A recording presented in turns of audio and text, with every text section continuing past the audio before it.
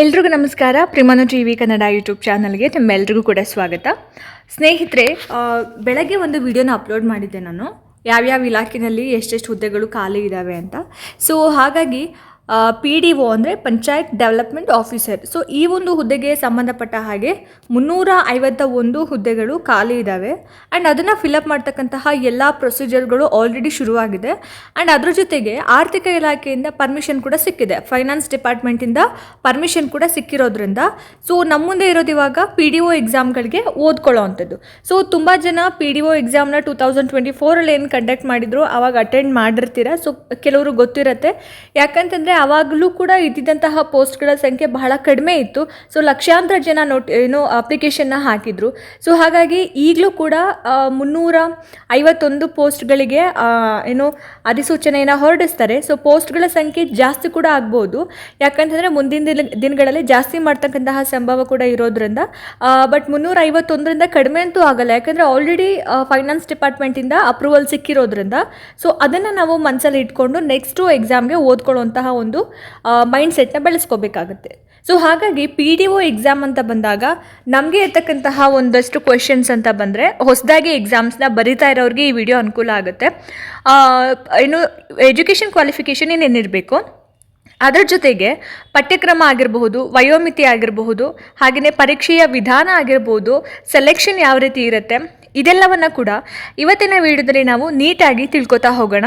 So ಯಾರೆಲ್ಲ ವಿಡಿಯೋನ ಹೊಸದಾಗಿ ನೋಡ್ತಾ ಇದ್ದೀರಾ ಅಥವಾ ನನ್ನ ಚಾನಲ್ನ ಯಾರೋ ಹೊಸದಾಗಿ ನೋಡ್ತಾ ಇದ್ದೀರಾ, ಸೊ ವಿಡಿಯೋನ ಪೂರ್ತಿಯಾಗಿ ನೋಡಿ, ಒಂದ್ಸಲ ಚಾನಲ್ನ ಕೂಡ ಚೆಕ್ ಮಾಡಿ. ಸೊ ವಿಡಿಯೋ ಇಷ್ಟ ಆಯಿತು ಅಂತಂದರೆ ದಯವಿಟ್ಟು ಲೈಕ್ ಮಾಡಿ, ಹಾಗೆಯೇ ಸಬ್ಸ್ಕ್ರೈಬ್ ಮಾಡ್ಕೊಂಡು ನೋಡೋದನ್ನು ದಯವಿಟ್ಟು ಮರಿಬೇಡಿ ಅಂತ ಹೇಳ್ತಾ, ಜಾಸ್ತಿ ತಡ ಮಾಡೋದು ಬೇಡ, ಬನ್ನಿ ಆದಷ್ಟು ಬೇಗ ವಿಡಿಯೋನ ಶುರು ಮಾಡ್ತಾ ಹೋಗೋಣ. ಸ್ನೇಹಿತರೆ, ಇದು ಬಂದು ಲಾಸ್ಟ್ ಇಯರ್ ಅಲ್ಲ, ಬಿಫೋರ್ ಲಾಸ್ಟ್ ಇಯರ್ದು ನೋಟಿಫಿಕೇಷನ್ ನನ್ನ ಹತ್ರ ಇರೋವಂಥದ್ದು. ಸೊ ನೀವು ನೋಡ್ತಾ ಇರ್ಬೋದು, 97 ಹುದ್ದೆಗಳು ಅಂದರೆ ಹೈದರಾಬಾದ್ ಕರ್ನಾಟಕಕ್ಕೆ 97 ಹುದ್ದೆಗಳನ್ನು ಕಾಲ್ಫಾರ್ಮ್ ಮಾಡಿದರು. ಸೊ ಅದರ ಒಂದು ನೇಮಕಾತಿಯ ಒಂದು ಅಧಿಸೂಚನೆ ನನ್ನ ಹತ್ರ ಇರುವಂತಹ ಒಂದು PDF ಆಗಿರುತ್ತೆ. ಸೊ 98% ಇದರ ಪ್ರಕಾರನೇ ಏನಾಗುತ್ತೆ, ಎಜುಕೇಷನ್ ಕ್ವಾಲಿಫಿಕೇಷನ್ ಆಗಿರ್ಬೋದು, ವಯೋಮಿತಿ ಆಗಿರ್ಬೋದು, ಪಠ್ಯಕ್ರಮಗಳು ಇರೋ ಅಂಥದ್ದು. ಸೊ ಹಾಗಾಗಿ ಇದು ನಿಮ್ಮ ಗಮನಕ್ಕೆ ಇರಬೇಕಾಗುತ್ತೆ. ಫಸ್ಟಿಗೆ ನಾವು ಏನು ನೋಡಬೇಕಾಗುತ್ತೆ ಅಂತ ಹೇಳಿದ್ರೆ, ಇಲಾಖೆಯ ಹೆಸರು ಗ್ರಾಮೀಣಾಭಿವೃದ್ಧಿ ಮತ್ತು ಪಂಚಾಯತ್ ರಾಜ್ ಇಲಾಖೆ ಅಂದರೆ PDO, ಪಂಚಾಯತ್ ಡೆವಲಪ್ಮೆಂಟ್ ಆಫೀಸರ್ ಅಂತ ಬರುತ್ತೆ. ಓಕೆ, ಸೊ ಇಲ್ಲಿ ಬಂದುಬಿಟ್ಟು ಎಷ್ಟು ಸ್ಯಾಲ್ರಿ ಇರುತ್ತೆ, ಸ್ಟಾರ್ಟಿಂಗಿಂದ ಎಷ್ಟು ನಿಮಗೆ ಬೇಸಿಕ್ ಸ್ಯಾಲ್ರಿ ಎಷ್ಟಿರುತ್ತೆ ಅಂದರೆ 37,900 ರೂಪಾಯಿ ಅಪ್ ಟು 70,850 ರುಪೀಸ್, ಅಂದರೆ 70,850 ರೂಪಾಯಿಗಳ ತನಕನೂ ಕೂಡ ನಿಮಗೆ ಸ್ಯಾಲ್ರಿ ಇರೋವಂಥದ್ದು. ಓಕೆನಾ. ನೆಕ್ಸ್ಟು ಇದು ಲಾಸ್ಟ್ ಇಯರ್ದು, ಇದೇ ನಿಮಗೆ ಇಂಪಾರ್ಟೆಂಟ್ ಆಗಲ್ಲ. ಶೈಕ್ಷಣಿಕ ವಿದ್ಯಾರ್ಹತೆ ಎಜುಕೇಷನ್ ಕ್ವಾಲಿಫಿಕೇಷನ್ ಅಂತ ಬಂದಾಗ ಭಾರತದ ಕಾನೂನಿನನ್ವಯ ಸ್ಥಾಪಿತವಾದ ಅಂಗೀಕೃತ ವಿಶ್ವವಿದ್ಯಾಲಯದಿಂದ ಸ್ನಾತಕ ಪದವಿ ವಿದ್ಯಾರ್ಹತೆ ಹೊಂದಿರತಕ್ಕದ್ದು ಅಂತ ಇದೆ.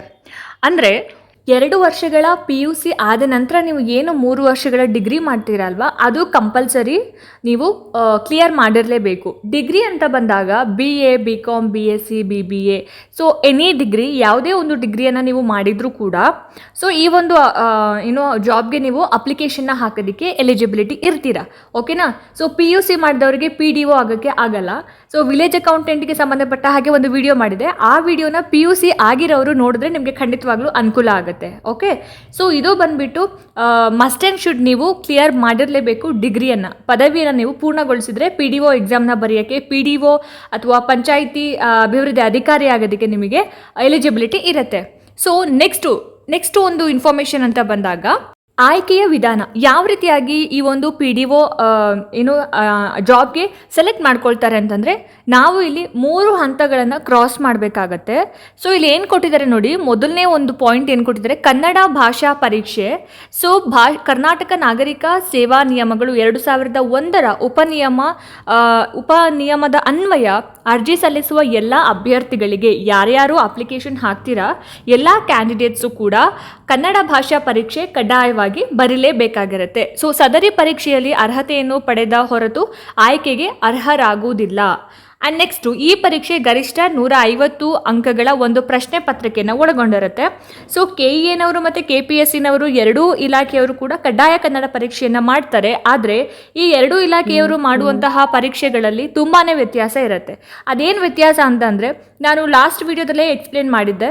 KEA ಕಂಡಕ್ಟ್ ಮಾಡ್ತಕ್ಕಂತಹ ಕನ್ನಡ ಭಾಷಾ ಪರೀಕ್ಷೆ ಅಥವಾ ಭಾಷಾ ಸಾಮರ್ಥ್ಯ ಪರೀಕ್ಷೆ ಏನಿದೆ ಅಲ್ಲ, ಅದು ಕಂಪ್ಲೀಟ್ ಆಗಿ ಅದು ಕೂಡ 150 ಮಾರ್ಕ್ಸ್ಗೆ ಇರುತ್ತೆ. ಬಟ್ 150 ಮಾರ್ಕ್ಸಿಗೆ ಅದು ಬಂದುಬಿಟ್ಟು ಕಂಪ್ಲೀಟ್ ಆಗಿ ನಿಮಗೆ ಮಲ್ಟಿಪಲ್ ಚಾಯ್ಸ್ ಕ್ವೆಶನ್ಸ್ ಇರುತ್ತೆ. ಅಂದರೆ ಒಂದು ಪ್ರಶ್ನೆಯನ್ನು ಕೊಟ್ಟು ಕೆಳಗಡೆ 4 ಆಯ್ಕೆಗಳಿರ್ತವೆ. ಸೊ ನಮಗೆ ಯಾವುದೇ ರೀತಿಯಂತಹ ಒಂದು ಭಯ ಇರೋದಿಲ್ಲ, ಆಮೇಲೆ ನೆಗೆಟಿವ್ ಮಾರ್ಕ್ಸ್ ಕೂಡ ಇರೋದಿಲ್ಲ. ಸೊ ಹಾಗಾಗಿ ನಾವು ಈಸಿಯಾಗಿ ಆ ಒಂದು ಪರೀಕ್ಷೆಯನ್ನು ಬರಿಬೋದು. ಬಟ್ KPSC ಕಂಡಕ್ಟ್ ಮಾಡ್ತಕ್ಕಂತಹ ಒಂದು ಕಡ್ಡಾಯ ಕನ್ನಡ ಪರೀಕ್ಷೆ ಏನಿದೆ ಅಲ್ಲ, ಅದು ನಮಗೆ 150 ಮಾರ್ಕ್ಸ್ಗೆ ಇರುತ್ತೆ, ಸೇಮ್ ಮಾರ್ಕ್ಸ್ ಇರುತ್ತೆ. ಬಟ್ 150 ಮಾರ್ಕ್ಸಿಗೆ ನಾವು ಕಂಪ್ಲೀಟಾಗಿ ನಾವು ಥಿಯರಿಯನ್ನು ಬರಿಬೇಕಾಗತ್ತೆ. ಆ ಥಿಯರಿಯಲ್ಲಿ ಏನೇನಿರುತ್ತೆ, ಪ್ರಬಂಧ ಇರುತ್ತೆ, ರಜೆ ಅರ್ಜಿ ಅಂದರೆ ಪತ್ರಲೇಖನ ಇರುತ್ತೆ, ಹಾಗೆಯೇ ಎಸ್ಸೆ ರೈಟಿಂಗ್ಸ್ ಇರುತ್ತೆ, ಪ್ರಬಂಧ ಇರುತ್ತೆ, ಪ್ರೆಸಸ್ ರೈಟಿಂಗ್ ಅಂತ ಹೇಳ್ತೀವಿ, ಸಂಕ್ಷಿಪ್ತ ಬರವಣಿಗೆ. ಸೊ PC PSIನಲ್ಲೆಲ್ಲ ಕೇಳ್ತಾರೆ. ಆ್ಯಂಡ್ ಪ್ರೆಸಸ್ ರೈಟಿಂಗಿಗೆ ಸಂಬಂಧಪಟ್ಟ ಹಾಗೆ ನನ್ನ ಒಂದು ಚಾನಲಲ್ಲೂ ಕೂಡ ಬಹಳಷ್ಟು ವೀಡಿಯೋಸ್ಗಳನ್ನ ನಾನು ಅಪ್ಲೋಡ್ ಮಾಡಿದ್ದೀನಿ. ಸೊ ಸಂಕ್ಷಿಪ್ತ ಬರವಣಿಗೆ ಅದು ಇರುತ್ತೆ, ಒಂದು ವಾಕ್ಯದಲ್ಲಿ ಉತ್ತರಿಸಿ ಕೂಡ ಇರುತ್ತೆ. ಯಾವುದೇ ಒಂದು ಪ್ರಶ್ನೆಗೂ ಕೂಡ ನಮಗೆ ಯಾವುದೇ ರೀತಿಯಾದಂತಹ ಆಯ್ಕೆಗಳು ಇರೋದಿಲ್ಲ. ಸೊ ಯೋಚನೆ ಮಾಡಿ ಇಲ್ಲಿ ಉತ್ತರವನ್ನು ಬರೀಬೇಕು. ಸೊ ಈ 150 ಮಾರ್ಕ್ಸ್ಗಳಿಗೆ ನಾವು ಎಷ್ಟು ಮಾರ್ಕ್ಸನ್ನು ತಗೋಬೇಕು, ಎಲಿಜಿಬಿಲಿಟಿ ಪಡ್ಕೋಬೇಕಾದ್ರೆ ಅಂತಂದರೆ ಕನಿಷ್ಠ 50 ಮಾರ್ಕ್ಸ್ಗಳನ್ನು ನಾವು ಪಡ್ಕೊಳ್ಳೇಬೇಕಾಗುತ್ತೆ. ಓಕೆ, ಈ ಒಂದು ಕನ್ನಡ ಭಾಷಾ ಪರೀಕ್ಷೆಯಲ್ಲಿ ನಾವು ಪಾಸ್ ಆದರೆ ಮಾತ್ರ ನಮಗೆ ಏನು ಮೇನ್ ಪೇಪರ್ಸ್ ಇರುತ್ತೆ, ಪೇಪರ್ 1 ಆ್ಯಂಡ್ ಪೇಪರ್ 2 ಇರುತ್ತೆ, ಆ ಒಂದು ರಿಸಲ್ಟ್ನ ನಮಗೆ ಕೊಡ್ತಾರೆ. ಇಲ್ಲ ಅಂತಂದರೆ ಅದನ್ನು ತಡೆ ಹಿಡಿತಾರೆ. ಸೊ ಇಲ್ಲಿ ನೋಡಿಲಿ, ನೆಕ್ಸ್ಟು ಈ ಪ್ರಶ್ನೆ ಪತ್ರಿಕೆಯನ್ನು SSLC ಹಂತದಲ್ಲಿನ ಪ್ರಥಮ ಭಾಷೆ ಕನ್ನಡವನ್ನು ಮಾನದಂಡವನ್ನಾಗಿಟ್ಟುಕೊಂಡು ಸಿದ್ಧಪಡಿಸಲಾಗುವುದು ಅಂತ. ಅಂದರೆ SSLCಯಲ್ಲಿ ನಾವು ಏನು ಕನ್ನಡ ಓದಿರ್ತೀವಿ ಅಲ್ಲಿ ಯಾವ್ಯಾವ ಥರ ಇರುತ್ತೆ, ನಮ್ಗೆ ಒಬ್ವಿಯಸ್ಲಿ ಪ್ರಬಂಧ ಇರುತ್ತೆ, ಪತ್ರಲೇಖನ 7th ಇರುತ್ತಲ್ವಾ. ಸೊ ವ್ಯಾವಹಾರಿಕ ಪತ್ರ ಅಂತ ಇರುತ್ತೆ, ಖಾಸಗಿ ಪತ್ರ ಅಂತ ಇರುತ್ತೆ. ಸೊ ಆ ರೀತಿಯಾಗಿ ಕೆಲವೊಂದು ಟಾಪಿಕ್ಸ್ನ ಕೊಟ್ಟು ಅವರು ನಮಗೆ ಪತ್ರಲೇಖನ ಬರೆಯೋಕ್ಕೆ ಹೇಳ್ತಾರೆ. ಸೊ SSLCಯನ್ನು ಬೇಸಿಕ್ಕಾಗಿ ಇಟ್ಕೊಂಡು ನಮ್ಗೆ ಏನು ಮಾಡ್ತಾರೆ, ಈ KPSC ಕನ್ನಡ ಭಾಷಾ ಪರೀಕ್ಷೆಯನ್ನು ಡಿಸೈನ್ ಮಾಡಿರೋ ಅಂಥದ್ದು. ಸೊ ಹಾಗಾಗಿ ಯಾರೆಲ್ಲ ಕನ್ನಡ ಭಾಷಾ ಪರೀಕ್ಷೆಯನ್ನು ಬರೀಬೇಕು ಎಲಿಜಿಬಿಲಿಟಿ ಪಡ್ಕೊಳ್ಳೋಕ್ಕೆ, ಅವರು ಮೇಯ್ನಾಗಿ 9th ಮತ್ತು 10th ಸ್ಟ್ಯಾಂಡರ್ಡ್ನ ಕನ್ನಡವನ್ನು ನೀವು ನೀಟಾಗಿ ಓದ್ಕೋಬೇಕಾಗತ್ತೆ. ಓಕೆ, ವ್ಯಾಕರಣ ಆಗಿರ್ಬೋದು, ಬಹಳಷ್ಟು ವ್ಯಾಕರಣನೇ ಕೇಳ್ತಾರೆ, ಸಮಾಸ ಆಗಿರ್ಬೋದು, ಆಮೇಲೆ ವಿಭಕ್ತಿ ಪ್ರತ್ಯಯಗಳಾಗಿರ್ಬೋದು, ತತ್ಸಮ ತದ್ಭವ ಆಗಿರ್ಬೋದು, ಸಂಧಿಗಳಾಗಿರಬಹುದು, ಹಾಗೆ ಕೆಲವೊಂದು ಕವಿಗಳ ಅಂಕಿತನಾಮ ಬರೆದಂತಹ ಒಂದು ಕೃತಿಗಳಾಗಿರ್ಬೋದು, ಜ್ಞಾನಪೀಠ ಪ್ರಶಸ್ತಿ ವಿಜೇತರ ಬಗ್ಗೆ ಆಗಿರ್ಬೋದು. ಸೊ ಹೀಗೆ ಹಲವಾರು ವಿಚಾರಗಳಿದ್ದಾವೆ. ಸೊ 10ನೇ ತರಗತಿ ಮತ್ತು 9ನೇ ತರಗತಿಯ ಪುಸ್ತಕಗಳು, ಕನ್ನಡ ಪುಸ್ತಕಗಳನ್ನ ನೀವು ಓದ್ಕೊಂಡ್ರೆ ಈ ಒಂದು ಎಕ್ಸಾಮ್ನ ಆರಾಮಾಗಿ ಕ್ಲಿಯರ್ ಮಾಡ್ಬೋದು. ಸೊ ಇದು ಕನ್ನಡ ಭಾಷಾ ಪರೀಕ್ಷೆಗೆ ಸಂಬಂಧಪಟ್ಟ ಹಾಗೆ ಇನ್ಫಾರ್ಮೇಷನ್ ಆಯಿತು. ಆ್ಯಂಡ್ ನೆಕ್ಸ್ಟ್ ಏನಪ್ಪ ಅಂತ ಹೇಳಿದ್ರೆ, ಸಿಲೆಬಸ್ ಯಾವ ಥರ ಇರುತ್ತೆ ಅಂತ. ಸೊ ಪಠ್ಯಕ್ರಮ ಅಂತ ಬಂದಾಗ ನಾವಿಲ್ಲಿ 2 ಪೇಪರ್ನ ಅಟೆಂಡ್ ಮಾಡ್ತೀವಿ. ಓಕೆ, ಎಲಿಜಿಬಿಲಿಟಿ ಪಡ್ಕೊಂಡ ನಂತರ ನಾವು 2 ಪೇಪರ್ನ ಅಟೆಂಡ್ ಮಾಡ್ತೀವಿ. ಮೊದಲನೇ ಪೇಪರ್ ಬಂದುಬಿಟ್ಟು ಸಾಮಾನ್ಯ ಜ್ಞಾನ ಪತ್ರಿಕೆ ಅಂತ. ಓಕೆ, ಈ ಸಾಮಾನ್ಯ ಜ್ಞಾನ ಪತ್ರಿಕೆಯಲ್ಲಿ ಎಷ್ಟು ಅಂಕಗಳಿಗಿರುತ್ತೆ, 100 ಮಾರ್ಕ್ಸಿಗಿರುತ್ತೆ. ನಮಗೆ ಟೈಮ್ ಬಂದುಬಿಟ್ಟು 1.5 ಗಂಟೆಗಳ ಕಾಲ ನಮಗೆ ಸಮಯವನ್ನು ಕೊಟ್ಟಿರ್ತಾರೆ. ಆ್ಯಂಡ್ ಇನ್ನೊಂದೇನಪ್ಪ ಅಂತಂದರೆ, ಈ ಒಂದು ಪತ್ರಿಕೆಯಲ್ಲಿ ನೆಗೆಟಿವ್ ಮಾರ್ಕ್ಸ್ ಇರುತ್ತೆ, ಋಣಾತ್ಮಕ ಅಂಕಗಳು ಇರುತ್ತೆ. ಓಕೆ, ಸೊ ಕಡ್ಡಾಯ ಕನ್ನಡದಲ್ಲಿ ಇರೋದಿಲ್ಲ, ಯಾವುದೇ ಒಂದು ಋಣಾತ್ಮಕ ಅಂಕಗಳು ಇರೋದಿಲ್ಲ. ನೀವು ಏನು ಬರೀತೀರಾ, ಎಷ್ಟು ಮಾರ್ಕ್ಸ್ನ ಸ್ಕೋರ್ ಮಾಡ್ತೀರಾ ಅಷ್ಟನ್ನು ಕೊಡ್ತಾರೆ. ಬಟ್ ನೀವು ತಪ್ಪು ಆನ್ಸರ್ ಬರೆದ್ರು ಅದಕ್ಕೆ ಅಂಕಗಳನ್ನು ಮೈನಸ್ ಮಾಡಲ್ಲ, ಬಿಕಾಸ್ ಅದು ಒಂದು ಎಲಿಜಿಬಿಲಿಟಿ ಎಕ್ಸಾಮ್, ಅರ್ಹತಾ ಪರೀಕ್ಷೆ ಆಗಿರುತ್ತೆ. ಓಕೆ, ನಿಮ್ಮ ಒಂದು ಸಾಮರ್ಥ್ಯವನ್ನು ಮೆಜರ್ ಮಾಡುವಂತಹ ಒಂದು ಎಕ್ಸಾಮ್ ಆಗಿರುತ್ತೆ. ಅದನ್ನು ಹೊರತುಪಡಿಸಿ ನಿಮಗೆ communication paper and general paper ಏನು ಕೊಟ್ಟಿರ್ತಾರೆ ಅದರಲ್ಲಿ ನಿಮಗೆ 1/4 ಮಾರ್ಕ್ಸ್ನ ರೆಡ್ಯೂಸ್ ಮಾಡ್ತಾರೆ, ಕಡಿಮೆ ಮಾಡ್ತಾರೆ. ಎಷ್ಟು ತಪ್ಪುಗಳನ್ನ ಮಾಡ್ತೀರಾ ಅಷ್ಟು ಕಡಿಮೆ ಮಾಡ್ತಾ ಹೋಗ್ತಾರೆ. ಸೊ ಹಾಗಾಗಿ ಸಾಮಾನ್ಯ ಜ್ಞಾನ ಪೇಪರ್ ಬಂದುಬಿಟ್ಟು 100 ಮಾರ್ಕ್ಸಿಗೆ ಇರೋವಂಥದ್ದು. ನಿಮಗೆ ಈ ಸಾಮಾನ್ಯ ಜ್ಞಾನ ಪೇಪರಲ್ಲಿ ಏನೇನೆಲ್ಲ ಟಾಪಿಕ್ಸ್ ಇರುತ್ತೆ ನೋಡಿ. ಇಲ್ಲಿ ನಮಗೆ ಕರೆಂಟ್ ಅಫೇರ್ಸ್, ಪ್ರಚಲಿತ ಘಟನೆಗಳಿಗೆ ಸಂಬಂಧಪಟ್ಟ ಹಾಗೆ ಇರುತ್ತೆ, ಎಲ್ಲಿ ಏನೇನಾಯಿತು, ಹಾಗೆಯೇ ಕೆಲವೊಂದು ನ್ಯಾಷನಲ್ ಇಂಟರ್ನ್ಯಾಷನಲ್ ವಿಚಾರಗಳಾಗಿರಬಹುದು. ಸೊ ಈ ವಾರ್ ಬಂತಲ್ಲ ಅದರ ಬಗ್ಗೆ ಆಗಿರ್ಬೋದು. ಸೊ ಹೀಗೆ ಕರೆಂಟ್ ಅಫೇರ್ಸ್ಗಳ ಬಗ್ಗೆ 1 ವರ್ಷದ ಕರೆಂಟ್ ಅಫೇರ್ಸ್ ಅದನ್ನು ನೀವು ನೋಡ್ಕೋಬೇಕಾಗತ್ತೆ. ಆ್ಯಂಡ್ ಸಾಮಾನ್ಯ ಜ್ಞಾನ ವಿಷಯಗಳು, ಸೊ ಸಾಮಾನ್ಯ ಜ್ಞಾನ ಜನರಲ್ ನಾಲೆಡ್ಜ್ ಅಂತಂದರೆ ಏನು, ಅದರಲ್ಲಿ ಎಲ್ಲವೂ ಕೂಡ ಇನ್ಕ್ಲೂಡ್ ಆಗಿರುತ್ತೆ ಅಲ್ವಾ. So history, economics, political science, ಆಮೇಲೆ ಎಕನಾಮಿಕ್ಸ್ ಆಗಿರ್ಬೋದು, ಜಿಯೋಗ್ರಫಿ ಆಗಿರ್ಬೋದು, ಬಿಸ್ನೆಸ್ ಸ್ಟಡೀಸ್ ಆಗಿರ್ಬೋದು. ಸೊ ಹೀಗೆ ಬಹಳಷ್ಟು ಸಬ್ಜೆಕ್ಟ್ಗಳಿದ್ದಾವೆ, ಅದ್ರ ಕಡೆ ಫೋಕಸ್ ಮಾಡಬೇಕಾಗತ್ತೆ. ಆ್ಯಂಡ್ ಭೂಗೋಳಶಾಸ್ತ್ರ ವಿಷಯಗಳಾಗಿರ್ಬೋದು, ಸಮಾಜ ವಿಜ್ಞಾನ ವಿಷಯಗಳು, ಹಿಸ್ಟ್ರಿ, ಸೊ ಈ ಥರ. ಆ್ಯಂಡ್ ದೆನ್ ಭಾರತೀಯ ಸಮಾಜ ಮತ್ತು ಅದರ ಬೆಳವಣಿಗೆಗಳ ಇತಿಹಾಸದ ವಿಷಯಗಳು. ಸೊ ನಿಮ್ಗೆ ಇದು ಬೇಕಂತಂದರೆ ನೀವು ಇದನ್ನು ಸ್ಕ್ರೀನ್ಶಾಟ್ ಕೂಡ ತೊಗೊಂಡು ಇಟ್ಕೊಳ್ಳಿ, ಆಯಿತಾ. ಸೊ ನಿಮಗೆ ಹೆಲ್ಪ್ ಆಗುತ್ತೆ ಓದೋದಕ್ಕೆ. ಅದಾದಮೇಲೆ ಭಾರತ ಮತ್ತು ಕರ್ನಾಟಕದ ಇತಿಹಾಸ ಆಗಿರಬಹುದು, ಸಂವಿಧಾನ ಮತ್ತು ಸಾರ್ವಜನಿಕ ಆಡಳಿತ, ನಾನು ಆವಾಗಲೇ ಏನು ಹೇಳಿದೆ ಅದೆಲ್ಲವೂ ಕೂಡ ಇದರಲ್ಲಿದೆ. ಮೆಂಟಲ್ ಎಬಿಲಿಟಿ ಅಂತ ಬಂದಾಗ SSLC ಮಟ್ಟದ ಒಂದು ಮೆಂಟಲ್ ಎಬಿಲಿಟಿ ಇರುತ್ತೆ. ಇನ್ನು ಕರ್ನಾಟಕದ ಸಾಮಾಜಿಕ ಮತ್ತು ಸಾಂಸ್ಕೃತಿಕ ಇತಿಹಾಸದ ವಿಷಯಗಳಾಗಿರ್ಬೋದು, ಇನ್ನು ಸ್ವಾತಂತ್ರ್ಯ ಬಂದ ನಂತರದಲ್ಲಿ ಕರ್ನಾಟಕದಲ್ಲಿ ಆದಂತಹ ಭೂ ಸುಧಾರಣೆಗಳು ಮತ್ತು ಕೆಲವೊಂದು ಸಾಮಾಜಿಕ ಬದಲಾವಣೆಗಳಿಗೆ ಸಂಬಂಧಪಟ್ಟ ವಿಷಯಗಳಾಗಿರಬಹುದು. ಇನ್ನು ಕರ್ನಾಟಕದ ಒಂದು ಅರ್ಥವ್ಯವಸ್ಥೆ, ಓಕೆ, ಕರ್ನಾಟಕ ಎಕನಾಮಿಕ್ಸ್, ಕರ್ನಾಟಕದಲ್ಲಿ ಯಾವ ರೀತಿ ಇದೆ ಎಕನಾಮಿಕ್ ಸಿಸ್ಟಮ್ ಅಂತ ಅಂದ್ಬಿಟ್ಟು. ಅದಾದಮೇಲೆ ಗ್ರಾಮೀಣ ಅಭಿವೃದ್ಧಿ, ಪಂಚಾಯತ್ ರಾಜ್ ಸಂಸ್ಥೆಗಳು ಮತ್ತು ಗ್ರಾಮೀಣ ಸಹಕಾರ ಸಂಸ್ಥೆಗಳ ವಿಷಯಗಳು. ನಾವು ಈ ಟಾಪಿಕನ್ನು ಖಂಡಿತವಾಗ್ಲೂ ಕೂಡ ನೀಟಾಗಿ ಓದಿ ಅರ್ಥ ಮಾಡ್ಕೋಬೇಕು. ಯಾಕಂತಂದರೆ ನಾವು ಅದೇ ಅಧಿಕಾರಿ ಆಗೋಕ್ಕೆ ಹೋಗ್ತಾ ಇರೋದ್ರಿಂದ ನಮ್ಗೆ ಅದೇ ವಿಷಯದ ಬಗ್ಗೆ ಜ್ಞಾನ ಇಲ್ಲ ಅಂತಂದರೆ ಹೇಗೆ ಅಲ್ವಾ. ಸೊ ಹಾಗಾಗಿ ಇದು ಇಂಪಾರ್ಟೆಂಟ್ ಟಾಪಿಕ್ ಆಗಿರುತ್ತೆ. ಅದಾದಮೇಲೆ ಕರ್ನಾಟಕದ ಒಂದು ಪರಿಣಾಮಕಾರಿ ಆಡಳಿತಕ್ಕಾಗಿ ಎಫೆಕ್ಟಿವ್ ಅಡ್ಮಿನಿಸ್ಟ್ರೇಟಿವ್ಗೋಸ್ಕರ ಸೈನ್ಸ್ ಆ್ಯಂಡ್ ಟೆಕ್ನಾಲಜಿ, ವಿಜ್ಞಾನ ಮತ್ತು ತಂತ್ರಜ್ಞಾನದ ಪಾತ್ರ ಕುರಿತಂತಹ ಕೆಲವೊಂದು ವಿಷಯಗಳಾಗಿರ್ಬೋದು. ಇನ್ನು ಕರ್ನಾಟಕದ ಪರಿಸರ ಸಂಬಂಧಿ ಸಮಸ್ಯೆಗಳು ಮತ್ತು ಅದರ ಒಂದು ಅಭಿವೃದ್ಧಿಯ ಕುರಿತಂತಹ ಕೆಲವೊಂದು ವಿಷಯಗಳು ಮತ್ತು ಬೌದ್ಧಿಕ ಸಾಮರ್ಥ್ಯದ ವಿಷಯಗಳು. ಇದಿಷ್ಟು ಏನು ನಿಮಗೆ PDO ಪರೀಕ್ಷೆಯ ಪೇಪರ್ 1 ಸಾಮಾನ್ಯ ಜ್ಞಾನಕ್ಕೆ ಸಂಬಂಧಪಟ್ಟ ಹಾಗೆ ಪಠ್ಯಕ್ರಮ ಆಗಿರುತ್ತೆ. ಓಕೆ, ಇದು ಎಷ್ಟು ಮಾರ್ಕ್ಸಿಗಿರುತ್ತೆ? 100 ಮಾರ್ಕ್ಸಿಗೆ ಇರೋವಂಥದ್ದು. 1.5 ಅವರ್ ನಿಮಗೆ ಟೈಮಿಂಗ್ಸ್ ಇರುತ್ತೆ ಈ ಪೇಪರ್ನ ಅಟೆಂಡ್ ಮಾಡೋಕ್ಕೆ. ಆ್ಯಂಡ್ ದೆನ್ ನೆಕ್ಸ್ಟು ಪತ್ರಿಕೆ 2 ಅಂತ ಬಂದಾಗ ಇದು 100 ಮಾರ್ಕ್ಸಿಗಿರುತ್ತೆ. ಈ ಒಂದು ಪತ್ರಿಕೆ 2 ಗಂಟೆಗಳ ಕಾಲ ಸಮಯ ಇರುತ್ತೆ. ಸೊ ಇದನ್ನು ನಾವು ಕಮ್ಯುನಿಕೇಷನ್ ಪೇಪರ್ ಅಂತಲೂ ಕೂಡ ಕರಿತೀವಿ. ಓಕೆ, ಕಮ್ಯುನಿಕೇಷನ್ ಪೇಪರ್ ಅಂತ. ಇದರಲ್ಲಿ ಏನೇನಿರುತ್ತೆ? ಸಾಮಾನ್ಯ ಕನ್ನಡ ಇರುತ್ತೆ, ಸಾಮಾನ್ಯ ಇಂಗ್ಲೀಷ್ ಇರುತ್ತೆ, ಆ್ಯಂಡ್ ಕಂಪ್ಯೂಟರ್ ಜ್ಞಾನ ಇರೋ ಅಂಥದ್ದು. ಸೊ ಇದು ಕೂಡ 100 ಮಾರ್ಕ್ಸಿಗೆ, ಆಯಿತಾ.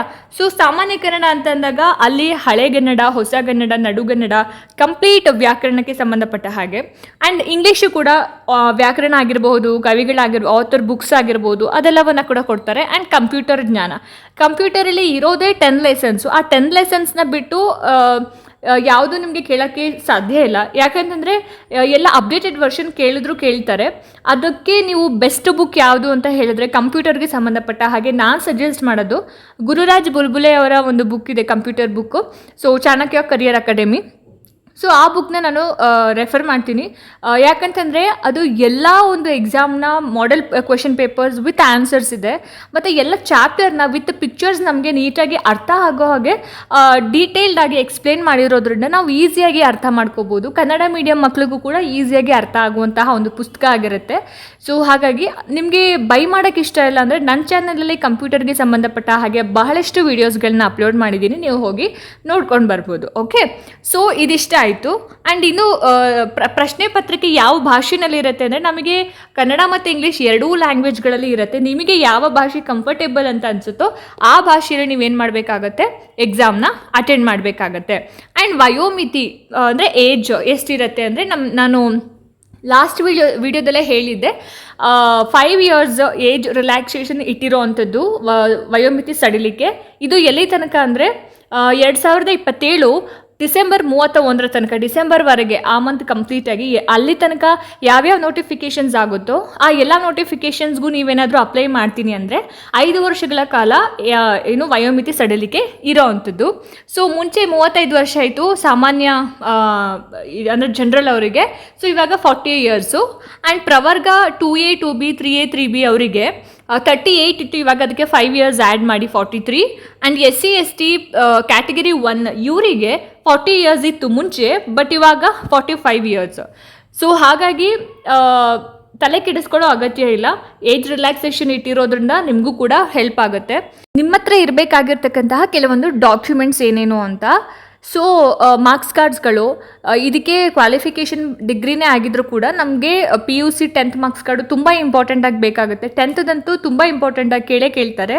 ಸೊ ಮಾರ್ಕ್ಸ್ ಕಾರ್ಡ್ಸ್ ಆಗಿರ್ಬೋದು, ಕ್ಯಾಸ್ಟ್ ಸರ್ಟಿಫಿಕೇಟ್ ಆಗಿರ್ಬೋದು, ಇನ್ಕಮ್ ಸರ್ಟಿಫಿಕೇಟ್ ಆಗಿರ್ಬೋದು, ಆಧಾರ್ ಕಾರ್ಡ್ ಆಗಿರ್ಬೋದು, ಆಮೇಲೆ ಕನ್ನಡ ಮಾಧ್ಯಮ ಏನು ಸರ್ಟಿಫಿಕೇಟ್ ಆಗಿರ್ಬೋದು, ಗ್ರಾಮೀಣ ಅಭ್ಯರ್ಥಿ ಸರ್ಟಿಫಿಕೇಟ್ ಆಗಿರ್ಬೋದು. ಸೊ ಈ ರೀತಿಯಾಗಿ. ಆ್ಯಂಡ್ ಇನ್ನೊಂದು ಇವತ್ತು ಇಂಪಾರ್ಟೆಂಟಾಗಿ ನಡೆದಿರೋಂಥ ಒಂದು ವಿಚಾರ ಏನಪ್ಪ ಅಂತಂದರೆ, ಇಷ್ಟು ದಿನಗಳ ಕಾಲ ಮ್ಯಾರಿಡ್ ವುಮೆನ್ ಕೇಸ್ ಏನಾಗಿತ್ತು 2020 2ರಲ್ಲಿ ನಡೆದಂತಹ ಒಂದು GPSTR ಪರೀಕ್ಷೆಗೆ ಸಂಬಂಧಪಟ್ಟ ಹಾಗೆ. ಸೊ ಅಲ್ಲಿ ಏನಪ್ಪ ಅಂತಂದರೆ ಸರ್ಕಾರದೇ ತಪ್ಪಿತ್ತು ಅಂತ ಅಂದ್ಬಿಟ್ಟು ಇವಾಗ ಸಾಬೀತಾಗಿರೋವಂಥದ್ದು ಕೋರ್ಟಲ್ಲಿ. ಹಾಗಾಗಿ ಆವಾಗ ಏನು ಡಾಕ್ಯುಮೆಂಟ್ಸ್ಗಳನ್ನು ಕೊಟ್ಟಿದ್ರಲ್ವ ಹೆಣ್ಮಕ್ಳು, ಏನು ತಂದೆ ಸರ್ಟಿಫಿಕೇಟ್ ಮತ್ತು ಹಸ್ಬೆಂಡು ಸರ್ಟಿಫಿಕೇಟ್ ಅಂತ. ಕೆಲವರು ಮದುವೆ ಆಗಿದ್ರು ಕೂಡ ತಂದೆ ಸರ್ಟಿಫಿಕೇಟ್ ಕೊಟ್ಟಿದ್ರು. ಆವಾಗ 2022ರಲ್ಲಿ ಏನು ಆರ್ಡರ್ ಕಾಪಿ ಇಶ್ಯೂ ಮಾಡಿದ್ರು ಅವರಿಗೆ ಮಾತ್ರ ಈ ಒಂದು ವಿಶೇಷ ತೀರ್ಪನ್ನು ಕೊಟ್ಟಿರೋ ಅಂಥದ್ದು. ತಂದೆದು ಕೊಟ್ಟಿದ್ರು ನಡೆಯುತ್ತೆ, ಹಸ್ಬೆಂಡು ಕೊಟ್ಟಿದ್ರು ನಡೆಯುತ್ತೆ ಅಂತ. ಓಕೆ, ಸೊ ಅದನ್ನು ನೀವು ಮನಸ್ಸಲ್ಲಿ ಇಟ್ಕೋಬೇಡಿ. ನೆಕ್ಸ್ಟು ಏನೇ ಒಂದು ನೋಟಿಫಿಕೇಷನ್ ಮಾಡಿದ್ರು ನೀವು ಡಾಕ್ಯುಮೆಂಟ್ಸ್ನ ಮದುವೆ ಆಗಿದ್ದರೆ ನೀವು ಗಂಡಂದೇ ಕೊಡಬೇಕಾಗತ್ತೆ, ತಂದೆದು ಕೊಡೋ ಹಾಗಿಲ್ಲ. ಓಕೆ, ಇದಕ್ಕೆ ವಿಶೇಷ ತೀರ್ಪು ಅಂತ ಹೇಳಿದ್ದು ನಾನು ಅವಾಗಲೇ. ಸೊ ಹಾಗಾಗಿ ಡಾಕ್ಯುಮೆಂಟ್ಸ್ನ ನೀವು ನೀಟಾಗಿ ವೆರಿಫೈ ಮಾಡಿ ಇಟ್ಕೊಳ್ಳಿ. ಕಾಲ್ ಆದಮೇಲೆ ಅಥವಾ ನಿಮಗೆ ವೆರಿಫಿಕೇಷನ್ ಟೈಮಲ್ಲಿ ಸಮಸ್ಯೆ ಆಗೋದು ಬೇಡ. ಹಾಗಾಗಿ ಡಾಕ್ಯುಮೆಂಟ್ಸ್ಗಳ ಕಡೆನೂ ಕೂಡ ಗಮನ ಇರಲಿ. ಸೊ ಇದಕ್ಕೆ ಸಂಬಂಧಪಟ್ಟ ಹಾಗೆ ಯಾವ್ಯಾವ ಬುಕ್ಸು ಬೆಸ್ಟ್ ಇದೆ ಅನ್ನೋದನ್ನು ನಾನು ನೆಕ್ಸ್ಟ್ ವೀಡಿಯೋದಲ್ಲಿ ಅಪ್ಲೋಡ್ ಮಾಡ್ತೀನಿ. ಹೋಪ್ ಈ ವಿಡಿಯೋ ನಿಮಗೆ ಇಷ್ಟ ಆಗಿದೆ, ಅನುಕೂಲ ಆಗಿದೆ ಅಂತ ಭಾವಿಸ್ತೀನಿ. ಇಷ್ಟ ಆಯಿತು ಅಂತಂದರೆ ದಯವಿಟ್ಟು ಲೈಕ್ ಮಾಡಿ, ಶೇರ್ ಮಾಡಿ. ಹಾಗೆ ನಿಮ್ಮ ಅನಿಸಿಕೆ ಅಭಿಪ್ರಾಯಗಳು ಏನೇ ಇದ್ರೂ ಕೂಡ ನನಗೆ ಕಾಮೆಂಟ್ ಸೆಕ್ಷನಲ್ಲಿ ತಿಳಿಸಿ ಅಂತ ಹೇಳ್ತಾ, ಇದೇ ರೀತಿ ಹೆಚ್ಚಿನ ವೀಡಿಯೋಸ್ಗಳಿಗೋಸ್ಕರ ನಿರಂತರವಾಗಿ ನನ್ನ ಚಾನಲನ್ನು ನೋಡ್ತಾ ಇರಿ. ಮುಂದಿನ ವೀಡಿಯೋಸ್ಗಳಲ್ಲಿ ನಾನು ನಿಮಗೆ ಸಿಗ್ತೀನಿ. ಅಲ್ಲಿ ತನಕ ಎಲ್ರಿಗೂ ನಮಸ್ಕಾರ.